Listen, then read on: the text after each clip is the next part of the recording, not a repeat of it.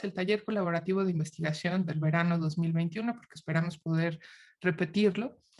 Bueno, y repetirlo para darle seguimiento a lo que se haya hecho esta vez y también para invitar a los demás a que se incorporen y empezar a contestar otras ideas y etcétera. Pero es el taller colaborativo, espero que el primer taller colaborativo de investigación verano 2021, y es análisis de temperatura y otras variables climáticas a través de datos del instrumento Aster-NASA. La idea fundamental del taller es invitar a los estudiantes de licenciatura a hacer una pequeña investigación, a tener una experiencia de investigación, porque nos hace falta, porque como todo se va resolviendo en la práctica. Este tipo de preguntas que tienen que ver con el cambio climático y que tienen que ver con las situaciones que ahora enfrentamos como humanidad, tienen planteamientos, tienen un proceso para hacer planteamientos, tenemos preguntas particulares que podemos empezar a ver cómo responder y a llevarlas a las teorías que tiene cada quien. Pero también hay datos, hay información que está ahí y a la que no necesariamente tenemos acceso porque no salen en una búsqueda de Google directa, ¿no? Hace falta el humano que aparece y te platica dónde están y de qué se tratan. Y a partir de ahí empieza a fluir todo. Entonces, a hacer un verano de investigación con un problema particular de algo que nos concierne y poder a partir de eso también llevarlos y darles todo lo que ya existe y está sistematizado, como son los datos de satélite, y lo iré haciendo particular, ¿no? Los datos de satélite con un ejemplo que es el instrumento Aster de la NASA, que como otros muchos instrumentos y muchos otros satélites tienen datos públicos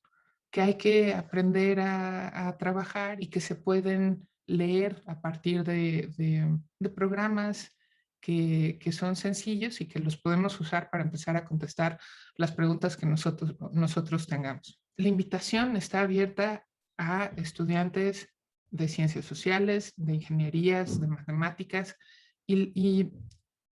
y también es así porque ahora tenemos programas de maestría, tenemos programas de doctorado, la misma educación superior se está transformando para que independientemente de la disciplina en la que nosotros nos formemos, podamos pensar y atacar estos.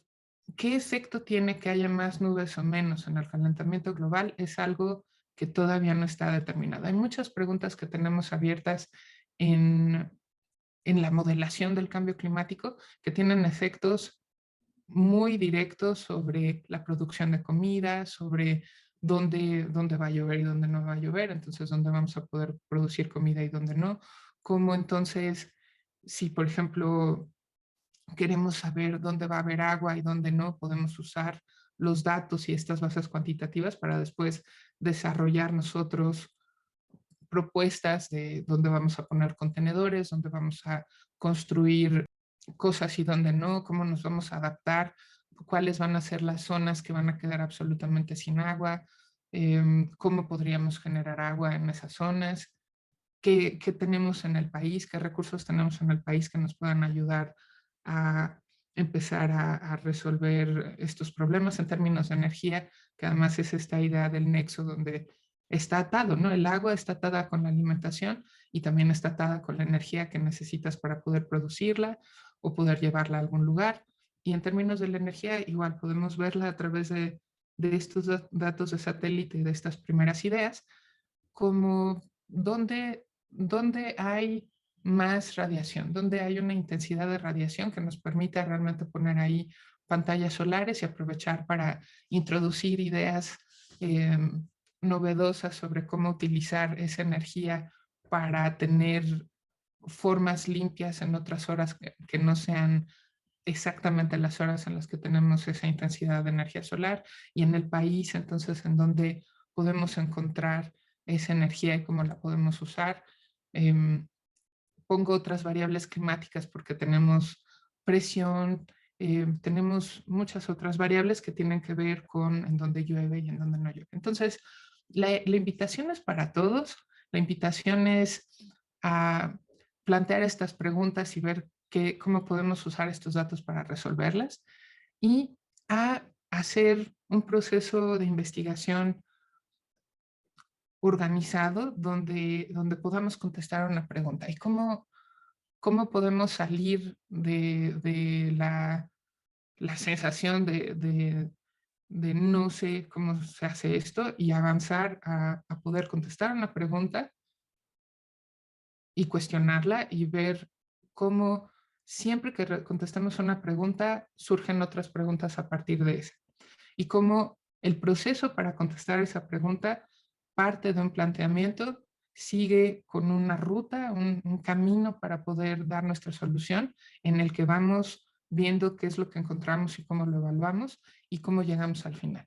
La idea de la colaboración es esa, es poder incluir estas ideas de retroalimentación, cómo podemos, además de practicar cómo hacer la investigación, platicar entre nosotros que venimos de muchas disciplinas diferentes y dar la idea, aprender a dar la idea y realmente poder comunicársela al otro y a recibirla, a poder decir, ok, esta me sirve, ¿no? Este es un regalo. O a no sentirnos, em, pues sí, criticados, sino a escuchar, ¿no? A escuchar y tomar de eso lo que nos están regalando o no, ¿no? Entonces es una práctica corta, es una práctica que se hace en muchos lugares y que queremos empezar a hacer nosotros como la práctica de investigación.